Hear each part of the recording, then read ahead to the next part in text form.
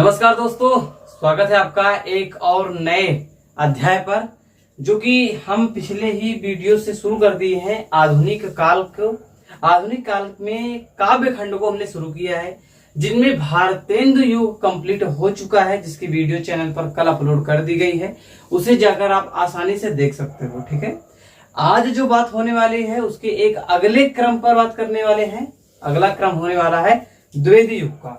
द्विवेदी युग एक बेहद ही बेहतरीन युग है।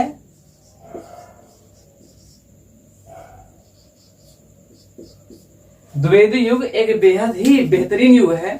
अगर हिंदी साहित्य की बात की जाए और उसमें द्विवेदी युग की बात न की जाए तो मेरे अंदाज से बहुत ही बेईमानी होगी और एक अधूरा ज्ञान आप हासिल कर पाओगे। इसका इतना ज्यादा उपयोग है क्योंकि इसमें हम देखते हैं कि जो भी चीजें हैं जो कि पिछले टाइम पीरियड से, अगर आपने पिछली वीडियो को नहीं देखा है तो वह जरूर देख लीजिएगा, थोड़ा उससे रिलेट करके बताने वाला हूं। जब हमारा जो रीतिकाल है वो जब खत्म होता है तो थोड़ी बहुत अव्यवस्थाएं बनी रहती हैं। हर चीजें बिल्कुल सिस्टमेटिक रूप में नहीं होती हैं। जैसे मन हुआ वैसे पुराने ढर्रे पर हर चीजों को नया रूप देते हुए कंटिन्यू किया गया है। ठीक, उसमें कहीं पर भी ऐसा आपको महसूस नहीं होगा कहीं पर सुधार लाने का प्रयास किया जा रहा है। थोड़ी बहुत मात्रा में कहीं ना कहीं देखने को मिल जाता है, लेकिन पूर्णतः अच्छी तरीके से देखने को नहीं मिलता है। वही क्रम हमें आगे चल के भारतेंदु युग में भी देखने को मिलता है। कई लेखक ऐसे होते हैं जो ब्रज भाषा का प्रयोग करते हैं। कुछ लोग जो गद्य लिखते हैं वो खड़ी बोली का इस्तेमाल करते हैं, जो पद्य लिखते हैं वो ब्रज भाषा का इस्तेमाल करते हैं। इन सभी के बीच में भी हम इस चीज को पाते हैं, कोई भी व्यक्ति अपने भाषाई ज्ञान को बढ़ाने का प्रयास नहीं करता है। उसे बहुत ही साफ सुथरा और निर्मल बनाने का प्रयास नहीं करता है। उसी के बाद एक नए अध्याय की शुरुआत होती है जो नाम पड़ता है द्विवेदी युग। द्विवेदी युग दरअसल एक ऐसा टाइम पीरियड है जिसे आचार्य रामचंद्र शुक्ल ने तो 1893 से 1918 तक माना है, लेकिन सामान्यतः इसे 1900 से 1918 तक का मान लिया जाता है। रीजन इसका यह है कि 1900 से 1918 इसलिए माना जाता है क्योंकि सरस्वती जो पत्रिका है उसका प्रकाशन वर्ष 1900 है।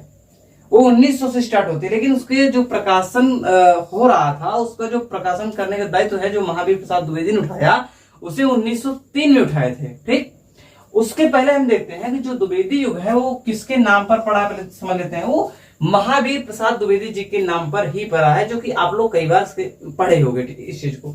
इसका टाइम पीरियड 1900 से 1918 है। इसमें पहले हम थोड़ी बहुत बात इसके बारे में जान लेते हैं, फिर उसके बाद में इसके प्रवृत्तियों को जानते हैं। प्रवृत्तियों को जानने के बाद इसके हम लेखकों को जानेंगे, उनके बारे में भी थोड़ा जानेंगे, फिर लेखकों की रचनाओं के बारे में जानेंगे और अंत में पाएंगे कि हमारा द्विवेदी युग कंप्लीट हो जाता है। तो पहले थोड़ा द्विवेदी युग के ही बारे में देखते हैं। टाइम पीरियड आपने देख लिया है। इसमें जो भी आप देखते हैं जो पिछले टाइम से हर चीजें स्टार्ट रहती हैं, जैसे ही एक पुराने ढर्रे पर हर चीजें खींची जा रही थी, लेकिन द्विवेदी युग पर वैसे नहीं चला।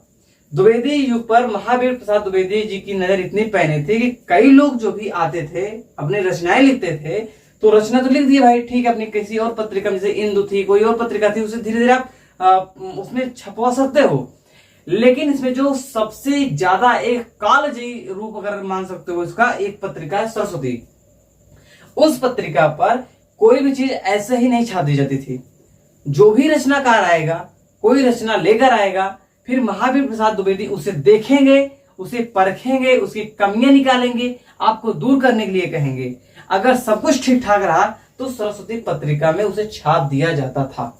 ये इतनी बड़ी पत्रिका थी कि उस समय पर आधुनिक भारत की एक बहुत ही गरिमामय पत्रिका इसे नाम दिया जाता था उस टाइम पीरियड में। ठीक, तो यहाँ पर हम पाते हैं कि एक पत्रिका जो है वो इतना बड़ा काम यहाँ पर रोल प्ले किया है कि जब तक द्विवेदी युग था इसके अंतर्गत उन्हीं लोगों को रखा जाता था, इसके अंतर्गत उन्हीं लोगों की रचनाएं भी प्रकाशित की जाती थी जो महावीर प्रसाद द्विवेदी जी द्वारा वेरीफाइड होते थे।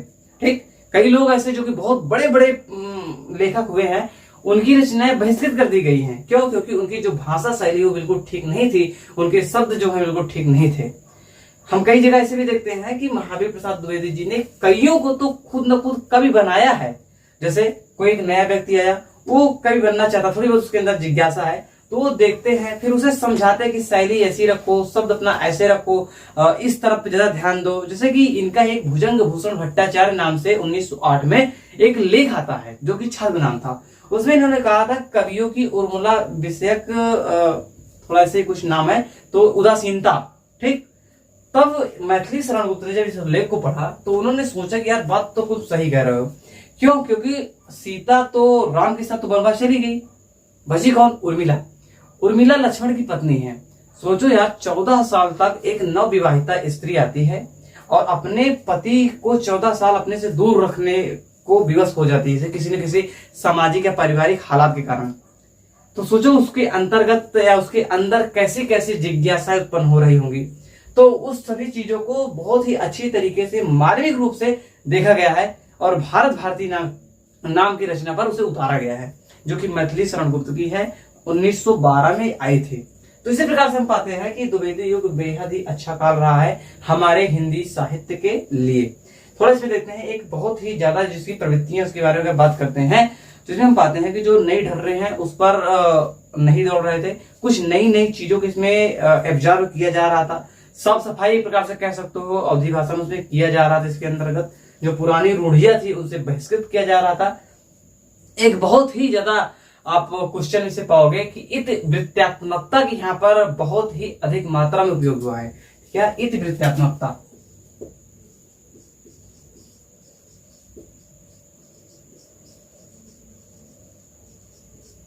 इसको कई बार यूजीसी में भी पूछा गया है और भी कई परीक्षाएं ऐसी हुई हैं जिसमें यह पूछता है कि इतिवृत्तात्मकता किस युग की प्रवृत्तियों में प्रमुख है। ऐसा ही कोई एक क्वेश्चन दे देता है। इतिवृत्तात्मकता बहुत ही फेमस है। कई और चीजें हैं, जैसे कि इसमें नीति का ज्यादा ध्यान दिया गया है, आदर्शवादिता का ज्यादा ध्यान दिया गया है, देश की जो भक्ति है उसके नए रूपों पर इसमें प्रकाश डाला गया है। जैसे जो चीज भारतेंदु युग में जो चीजें ज्यादा प्रचलित थी उनसे थोड़ा दूरी बना करके एक नए ढर्रे पर इसे लाया गया है कई चीजों को। इस प्रकार से हम पाते हैं कि जो प्रवृत्तियां हैं द्विवेदी युग की कुछ खास इसी प्रकार से आपके सामने प्रदर्शित होती है। अब हम पाते हैं कि द्विवेदी युग के कुछ खास कवि लोगों के बारे में ध्यान दे लिए जाए। अब देखो, द्विवेदी युग में अगर हम कवियों को बताएंगे तो लगभग कई कवि हैं, मतलब बहुत अधिक मात्रा में लेखक हैं, कवि हैं। लेकिन अगर हम उनमें से महत्वपूर्ण चीजों को ध्यान दें तो दो क्वेश्चन एक में ही सिमेट देते हैं, थोड़ा ज्यादा बेटर पड़ेगा। जैसे जो द्विवेदी युग था उसमें पूरे कवि को 3 भागों में ज्यादातर डिवाइड किया गया है। 3 भागों में तो नहीं कहेंगे, लेकिन एक 3 ग्रुप था जिसमें कुछ कवि आकर के मिलते हैं। जैसे एक ग्रुप था द्विवेदी मंडल। कभी कभी पूछता है कि निम्न में से कौन सा कवि द्विवेदी मंडल का कवि नहीं है या द्विवेदी मंडल का कवि है, इस प्रकार से दे देगा आपके सामने। तो इससे होता क्या है कि आप कंफ्यूज ना हो, इसलिए मैं बता रहा हूं, आपको लेखक या रचनाकार का भी नाम पता चल जाएगा, साथ साथ आप द्विवेदी युग के मंडल या द्विवेदी मंडल के बाहर और स्वच्छंदतावादी कवि को भी जान जाओगे। तो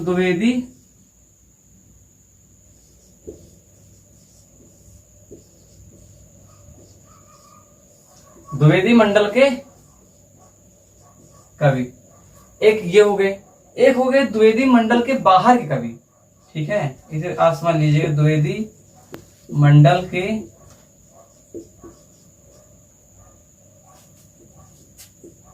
बाहर के कवि। आगे तीसरा एक अच्छा स्टोरी बनता है, उसमें आ जाते हैं स्वच्छंदतावादी कवि।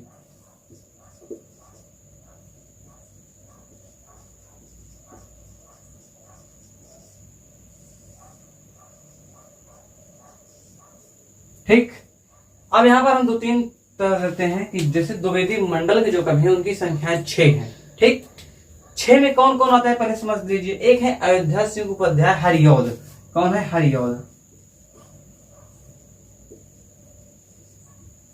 दूसरे नंबर पर जो बहुत ही महत्वपूर्ण है, महावीर प्रसाद द्विवेदी।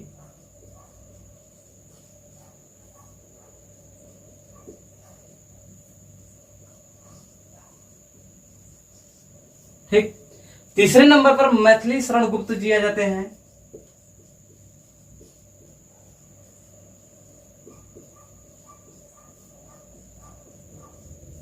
मैथिली शरण गुप्त जी आ जाते हैं।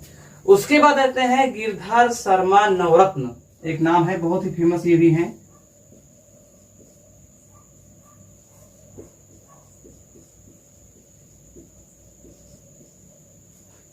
एक है लोचन प्रसाद पांडे आ जाते हैं।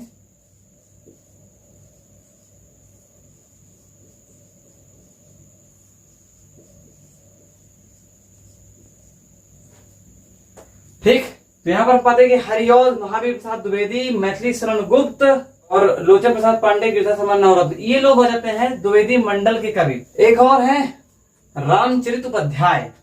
कौन है? रामचरित उपाध्याय।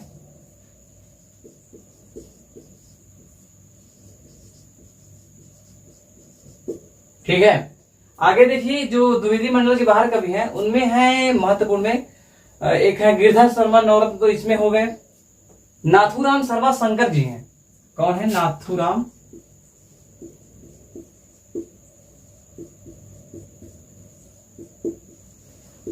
नाथूराम शर्मा शंकर जी हैं। लाला भगवान दीन हैं।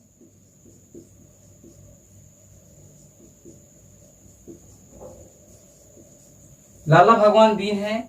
राय देवी प्रसाद पूर्ण जी हैं।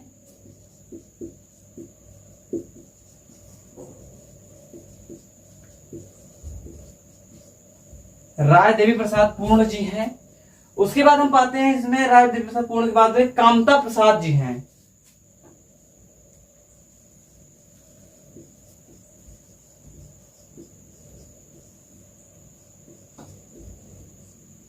कामता प्रसाद गुरु जी हैं। उसके बाद है रूप नारायण जी हैं, रूप नारायण पांडे।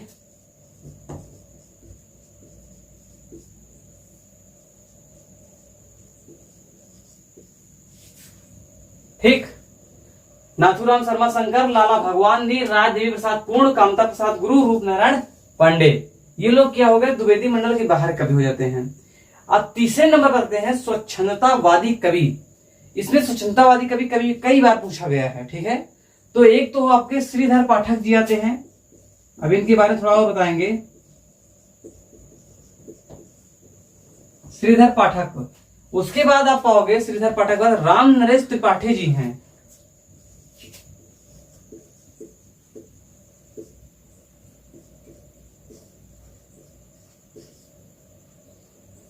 राम नरेश त्रिपाठी जी हैं।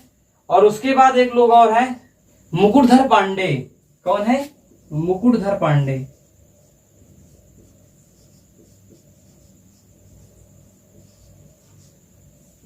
ठीक, अब देखिए श्रीधर पाठक, रामनरेश त्रिपाठी, मुकुटधर पांडे, ये जितने भी लोग आप देख रहे हो ये द्विवेदी युग के हैं और द्विवेदी मंडल के ये लोग हैं, द्विवेदी मंडल बाहर के ये हैं और स्वच्छंदतावादी कवि ये हैं।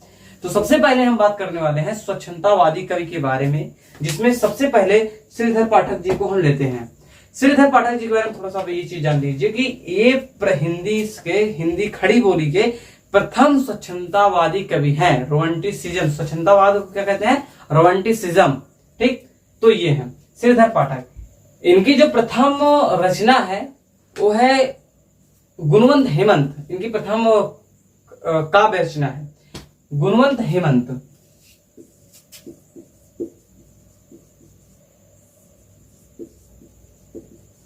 लेकिन जो इनकी प्रथम पुस्तक आई थी वो आई थी एकांतवासी योगी।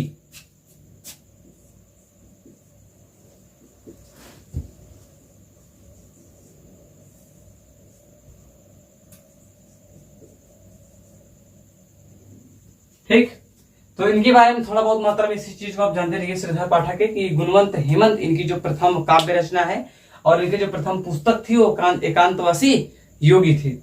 और ये महाशय जो हैं वो हिंदी साहित्य के प्रथम स्वच्छंदतावादी कवि माने जाते हैं। ठीक, इनके बारे में इतना ही जान लीजिए। अब यहाँ शुरू करते हैं हरिऔध जी के बारे में। तो हरिऔध जी की जो रचना है उसमें 3 रचनाएं बहुत ही फेमस हैं। एक प्रिय प्रवास है, प्रिय प्रवास श्री कृष्ण जी के ऊपर लिखा है जब वो मथुरा से जाते हैं। ठीक, प्रिय प्रवास 1914 में लिखा गया था और इसमें 17 सर्ग मौजूद है। ठीक है, ये पूछता है क्वेश्चन प्रिय प्रवास। उसके बाद इनकी एक रचना है पारिजात। क्या है? पारिजात। ये 1940 में आई थी और इसमें 15 सर्ग हैं। ठीक है, 15 सर्ग हैं। इनकी एक और रचना है वैदेही वनवास जो कि 1940 में भी आई थी। मैं यहां पर लिख देता हूं इसे।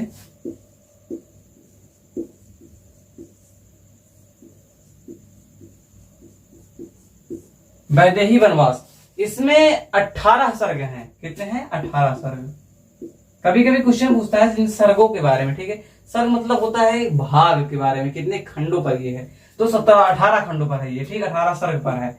और ये आई थी 1940 में भी, ठीक है। तो हरिऔध जी के बारे में इतना चीज अगर आप जानते हो तो बहुत थोड़ा बहुत मात्रा में ठीक ठाक है।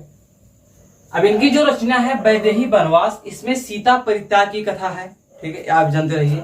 इनकी रचना है चोखे चौपदे, और एक रचना है चुभते चौपदे, ठीक, ये दो रचनाएं हैं। इन दोनों रचनाओं को मुहावरेदार भाषा में लिखा गया है, ठीक। अगर आपसे कोई पूछता है कि मुहावरेदार भाषा में लिखी गई रचना कौन सी है, तो चोखे चौपदे या चुभते चौपदे, ये इन्हीं की रचनाएं हैं। और हरिऔध जी को गणपति चंद्रगुप्त जी ने आधुनिक सूरदास की संज्ञा दी है, ठीक है, ये जानते रहिए। आधुनिक सूरदास किसे कहा जाता है?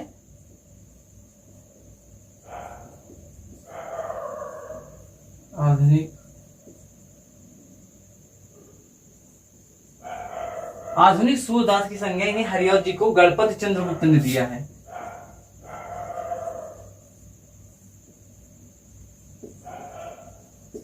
गणपति चंद्रगुप्त ने इन्हें चीज कहा है। दूसरी बात में आप देखते हो कि महावीर प्रसाद द्विवेदी, इनकी कई रचनाएं हैं, जिनमें से अभी आप एक दो रचनाएं के बारे में बात करना उचित नहीं रहेगा, क्योंकि ये इतने ज्यादा महत्वपूर्ण है कि सभी रचनाओं के बारे में थोड़ा मतलब अधिक रचनाओं के बारे में बात करना ज्यादा उचित पड़ेगा।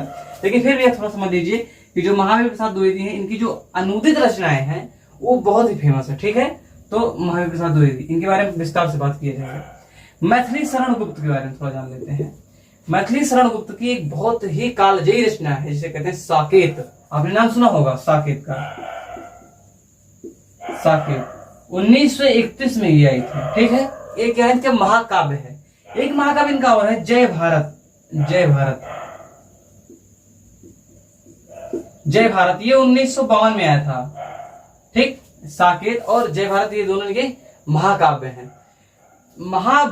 जय भारत को हमारे प्राचीन हिंदू संस्कृति का स्वच्छ दर्पण कहा जाता है।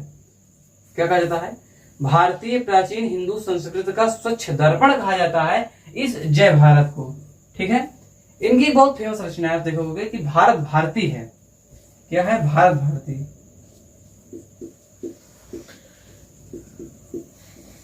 ये 1912 में आया था, ठीक है। भारत भारती 1912 में आया था। उसके बाद इनकी और कई रचनाएं हैं, जैसे द्वापर है इनकी रचना, यशोधरा, विष्णुप्रिया और रत्नावली। रत्नावली आप नाम सुना होगा, तुलसीदास जी की पत्नी का नाम है, तो इनकी रचना आई थी। उसी प्रकार से यशोधरा आई थी, शक्ति इनकी एक रचना आई थी, और भी ऐसे कई रचनाएं हैं जो कि कई थोड़ा महत्वपूर्ण कम भी हैं। एक आई थी इनकी रचना है जैनी, कार्ल मार्क्स की अपना नाम जरूर सुना होगा, उनकी पुत्री है ये, ठीक। तो जैनी के भी बारे में इन्होंने एक रचना बहुत ही अच्छा लिखा है। तो इस प्रकार से मैथिली शरण गुप्त की भी कई महत्वपूर्ण रचनाएं हैं। आपने एक रचना का नाम सुना होगा पंचवटी, जो कि ये जो रचना है ये रामायण पर आधारित है, ठीक। द्वापर आपने सुना ही है। ऐसे कई और बढ़िया बढ़िया रचनाएं इनकी हुई है। गिरिधर शर्मा, नवरत्न, लोचन प्रसाद पांडे और रामचरित उपाध्याय के बारे में जान लीजिए कि द्विवेदी युग में एक ऐसा व्यक्ति था जो सूक्तिकार था। क्या है? सूक्तिकार।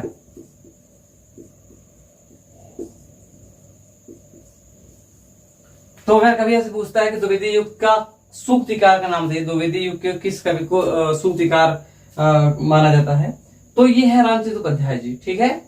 नाथूराम शर्मा शंकर बारे में थोड़ा जान लेते हैं। इनकी एक रचना है गर्भरंडा रहस्य। मंदिरों में जो विधवाएं रहती थी, जाती थी, उनके साथ कितने अच्छे या बुरे तरीके कह सकते हो दुराचार किया जाता था उसके सबके साथ में, तो उसका बहुत ही अच्छा मार्मिक वर्णन यहाँ पर इन्होंने उकेर कर रखा है। लाला भगवान जी, राजेंद्र प्रसाद पूर्ण, कामता प्रसाद गुरु। कामता प्रसाद गुरु के बारे में थोड़ा जान लीजिए चीज, ये व्याकरणकर्ता जो है वही है। इनकी अच्छी अच्छी रचनाएं जो है वो व्याकरण पर निर्भर है। रूप नारायण पांडे हो गए। श्रीधर पाठक के बारे में बात ही कर ली। मुकुरधर पांडे, जो कि आप जानते हो इनके बारे में थोड़ा बहुत। मुकुरधर पांडे जी ने ही सर्वप्रथम आपने देखा होगा कि जो छायावाद शब्द है, छायावाद शब्द इन्होंने ही सबसे पहली बार प्रयोग किया था, मुकुरधर पांडे जी ने ही, ठीक। तो इस प्रकार से पाते हैं द्विवेदी युग में जो भी ज्यादा महत्वपूर्ण टॉपिक हैं वो आपके समक्ष हैं और क्लियर हो चुके हैं लगभग। थोड़ा सा एक दो चीजें अगर इच्छा हो तो और जान लीजिए कि जो मैथिली शरण गुप्त जी हैं अपने आप को कौटुंबिक कवि मात्र ही कहते हैं। आचार्य रामचंद्र शुक्ल जी ने इन्हें कहा है कि सामंजस्यवादी कवि कहा है। महात्मा गांधी जी ने इन्हें राष्ट्र कवि की उपाधि दी है। ठीक है, इस प्रकार से पाते हैं। हरिऔध जी की जो एक प्रिय प्रवास जो आप पाते हो हिंदी खड़ी बोली का जो प्रथम महाकाव्य आप मानते हो, इसे आचार्य रामचंद्र शुक्ल जी ने नहीं माना है। उन्होंने इसे महाकाव्य ही नहीं माना है। ठीक है, तो मैथिली शरण गुप्त की जो रचना है साकेत, इसे डॉक्टर नागेंद्र ने जनवादी काव्य माना है। ठीक, इस प्रकार से हम पाते हैं कि थोड़ा बहुत मात्र जो चीजें अभी छूटी थी वो कंप्लीट हो चुकी है। और मोटे मोटे तौर पर आशा करते हैं कि वीडियो बेहद पसंद आया होगा।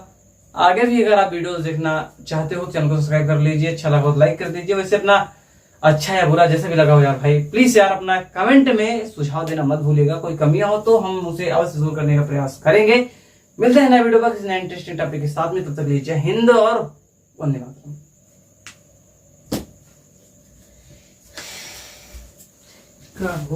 हाँ, इस तरह